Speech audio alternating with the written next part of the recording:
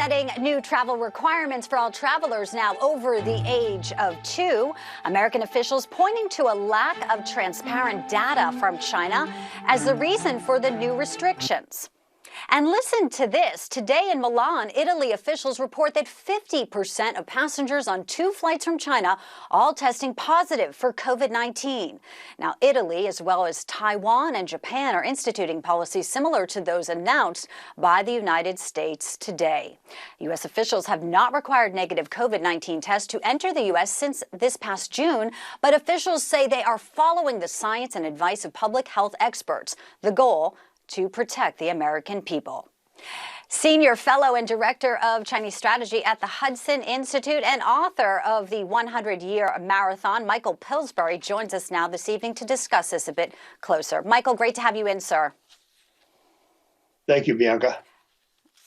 So first off, the U.S. requiring these negative COVID tests now for travelers coming in for China. Your reaction, many say it could be a life-saving move for Americans. So why not do it now? Why wait a few weeks?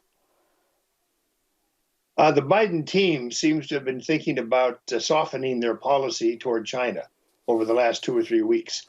There have been a number of comments since the meeting in Bali between President Biden and Xi Jinping that they want to recalibrate, they want to soften their various measures.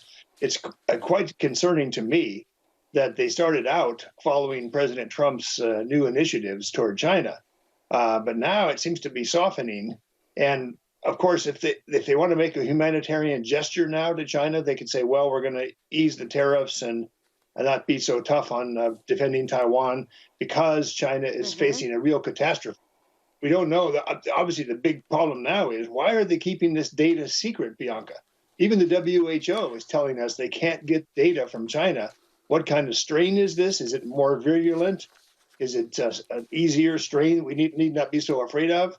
This uncertainty is what's driving probably a revival of the desire to have better relations with China that the Biden team had from the beginning.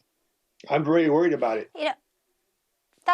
These are all valid points because I was reading how the U.S. officials were saying, well, this move today was a result of a lack of transparency from data from Beijing. But, this is no different from when, this all started years ago. When was there ever transparency with COVID in China? I mean, it seems like this is directly out of the playbook from the CCP.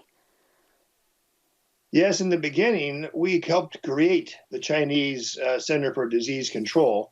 As everybody knows by now, Dr. Fauci sponsored research in this Wuhan laboratory. So there was a lot of wishful thinking about China, that they'll be our partners and friends in the future. 30 years ago, it turned out to be wishful thinking.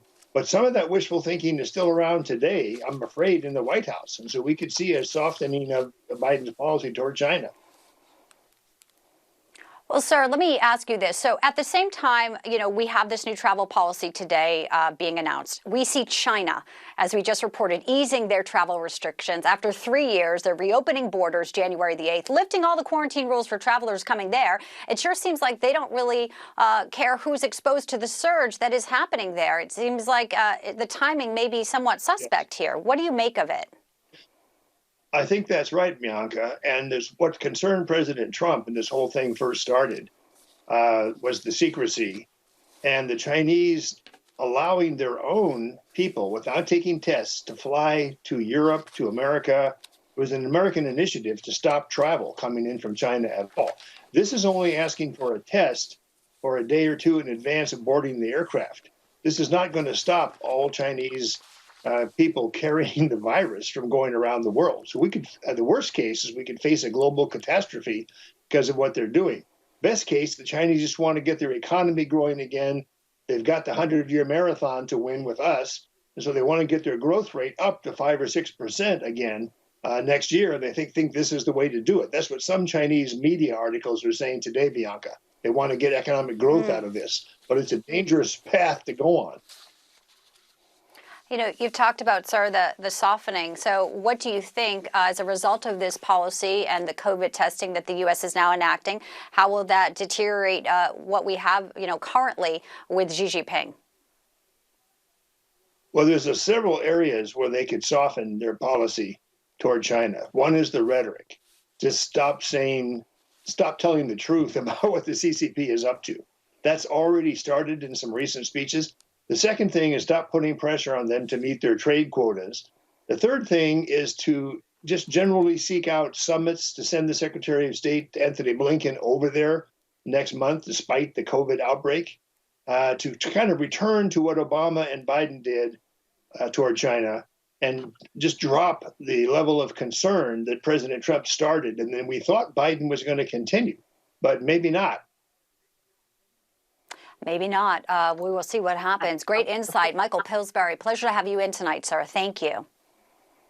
Thank you, Bianca.